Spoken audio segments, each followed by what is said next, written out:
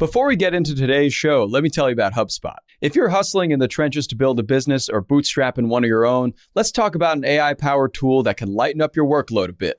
HubSpot's Campaign Assistant is a game changer for creating marketing campaigns at scale. It quickly turns your key selling points into a cohesive pitch, which helps you deliver knockout emails, ads, and landing pages in minutes. So let Campaign Assistant take care of the campaigns so you can get back to growing your business. Work smarter, not harder at HubSpot.com/campaign-assistant. Howdy, folks. It is Tuesday, April 18th. I'm Jacob Cohen here with Rob Litterst, and you are listening to The Hustle Daily Show.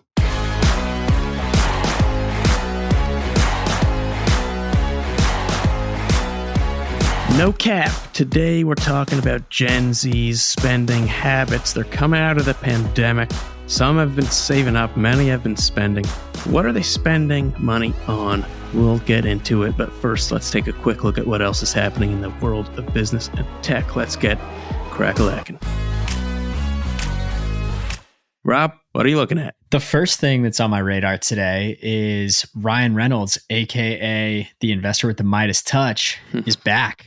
And he's investing in fintech, specifically a Canadian fintech firm called Nuvei, which is already valued at about $6 billion today. Wow. I think people are pretty familiar with Ryan Reynolds' success as an investor. Mm-hmm. He talks about how his whole job is storytelling. He has an agency called Maximum Effort, and that's kind of where all of his investments come from and how he works with these companies.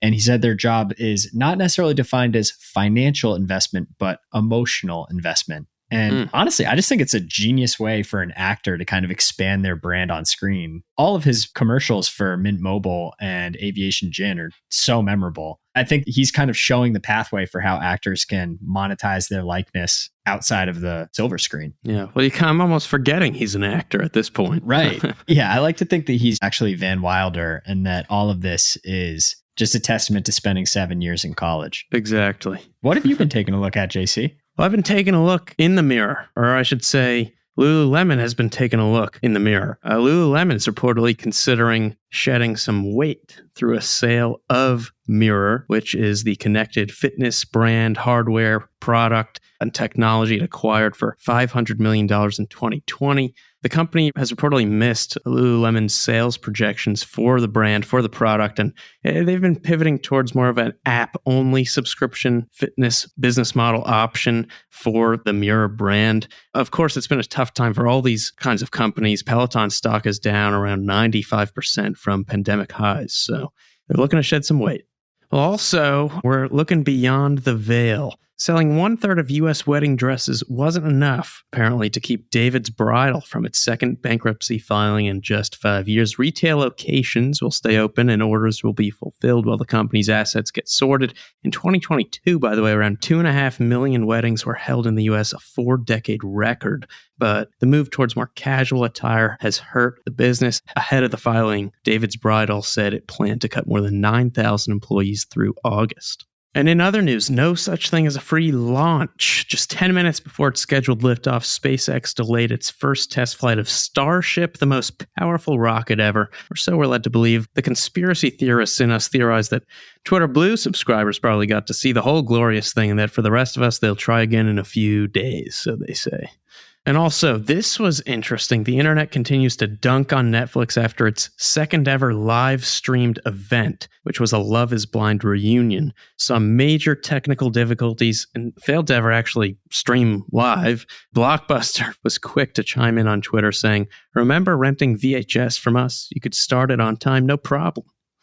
And speaking of blocks, Roblox's stock dipped 12% on Monday after the gaming metaverse company released a report showing their revenue, and daily active users also went up significantly year over year, but average revenue per daily active user is slowing. Also, in other market news, Alphabet shares fell more than 3.5% on the report we discussed yesterday from the New York Times that the company's $3 billion a year search engine exclusivity deal on Samsung phones may or may not be renewed, with a switch potentially in favor of Microsoft's Bing.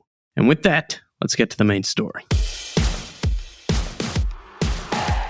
All right, JC. So today you're writing about Gen Z's spending habits. a story and topic of which you're very aware because you are a Gen Z spender.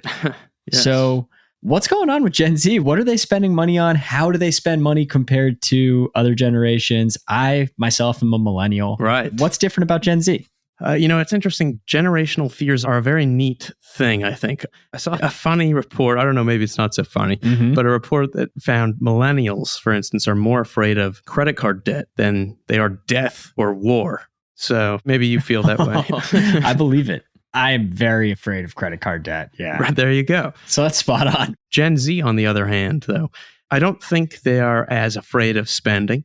Visa found Gen Z to be the only age group that at any point in the past couple of years was spending more than they were a year prior. The interesting thing, though, is what the youngsters do appear to be afraid of instead is the risk of not spending their money on the right things, which I think in some sense is mature. But hear this. So in January, for instance, Intuit found nearly 3 in 4 Gen Zers would prefer a better quality of life over extra cash in their bank accounts.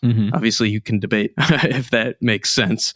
Also, research from Deloitte has shown 30% of Gen Z has canceled at least one paid streaming subscription in the last 6 months to save the cash. And some 29% of Gen Z say a major financial regret of theirs is dropping too much cash on material and luxury items. So they're thinking about what they're spending their money on, at least. I feel like there's so many different streaming subscriptions at this point that 30% of Gen Z canceling at least one doesn't really surprise me. I feel like Right. everybody's canceling some of their subscriptions. Exactly. But it's interesting that they're not really spending money on material and luxury items. And with that in mind, what are they spending money on? Where does Gen Z prioritize their spending?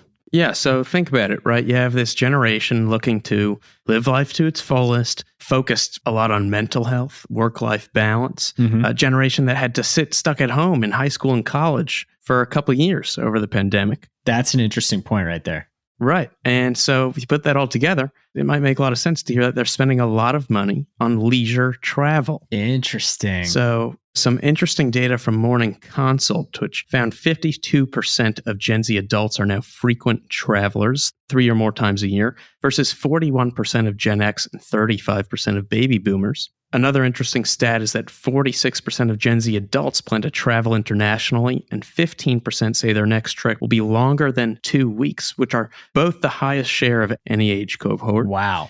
And here's the really interesting tidbit, I think. So leisure travel is obviously an expensive discretionary line item on people's budgets. So it makes sense that higher income groups spend more on leisure travel. Millennials, for instance, with annual household incomes over $100,000 are 5% more likely to be frequent travelers than the general population. Gen Xers and baby boomers in that bracket are 7% more likely. But when it comes to Gen Z, that gap's only 1 percentage point, which means that across Gen Z, people in different income brackets are generally more intent on traveling. 61% of Gen Zers who were frequent travelers last year came from sub $50,000 per year income households. Interesting. Now, obviously, being able to afford all this is a big issue in its own right, and the issue of debt and buy now, pay later, which we've discussed on this podcast, is a big issue with Gen Z. But I do think it's just an interesting habit. I feel like my parents and the boomer generation were kind of all about settling down, buying a house, and saving, right? There's kind of like a saving ethos that really kind of permeated that generation. And then you have Gen X and millennials, and especially millennials, I feel like have been trying to get there and do what boomers did with like buying a house and settling down and being responsible with money, and have just struggled because it's a very different landscape now to buy a home. And I feel like Gen Z is watching that and thinking, well, I'm not going to just like strike out to buy a house like these guys are. I'm just going to go have some fun and figure it out when I get there. Yeah. Honestly, I don't think that's the worst perspective in the world. I've been reading a lot of content and watching some videos from this guy, Bill Perkins. I think he has a hedge fund and he wrote a book about his kind of investing philosophy. And it's basically the exact opposite of kind of like that boomer philosophy of save every penny. He's basically saying you want to try to spend all of the money that you possibly can while you're able to spend it and at the right time of like when you're able to spend it. So not waiting to go on these really active vacations until you're in your 70s when you would have way more fun doing that in your 30s or your 20s, right? It's a good point. One thing I was reading said a problem that this may create and exacerbate with all this spending among Gen Z is kind of more sticky inflation over the next decade or so. But that's another discussion. for another time. To be continued.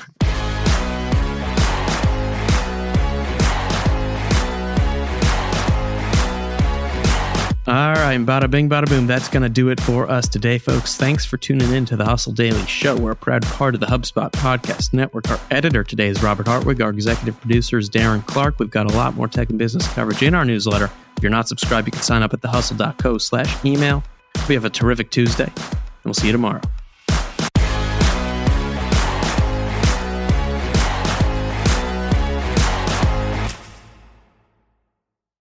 Hey guys, if you listen to the Hustle Daily Show on Google Podcasts, we want to let you know that the option will no longer be available pretty soon. Google is sunsetting its podcast app sometime in early 2024 in favor of YouTube Music, and we want to give you a heads up before it's too late, since that time's almost here. The Hustle Daily Show is available everywhere and anywhere that you listen to podcasts, like Apple Podcasts and Spotify. If you're using YouTube Music, we are there as well. If you're an Android fan, there are plenty of apps like Overcast, Pocket Casts, Player FM, and more. So just search for us wherever you decide to listen to your favorite podcasts.